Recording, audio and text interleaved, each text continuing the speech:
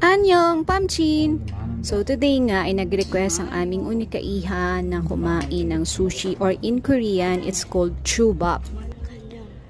So it's her first time to eat raw food. Gusto niyang i-try ito. So pinagbigyan namin. Luckily, nagustuhan niya naman. Pero sabi niya, next time din na daw siya uulit. Kasi iba daw sa panglasa niya yung hindi pa nilulutong pagkain. Pero naubos niya naman yung in-order niya. Yung nakikita nyo kanina na raw food na itong sushi, siya lang ang kumain yan. Ay, kumain pala ako ng isa at yung asawa ko isa din.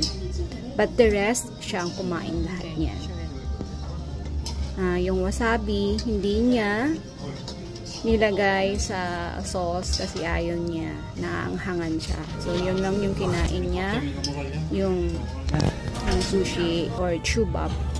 And then, ito naman is isa sa mga favorite niya din na odeng in Korean or udong. And this one is a dessert. Masarap din siya. Siya lang din ang kumain yan. And iba din kasi yung kinain namin. So, ito naman, ito yung place na kung saan kami kumain na Japanese restaurant here in Suwon. Ito yung order ng asawa ko.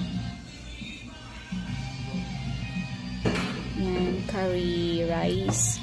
Then, ito naman yung sa akin, itong katsu.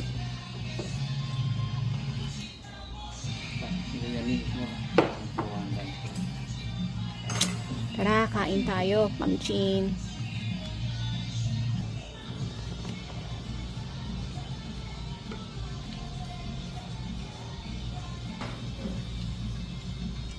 Afterwards, pumunta kami sa isang dessert store.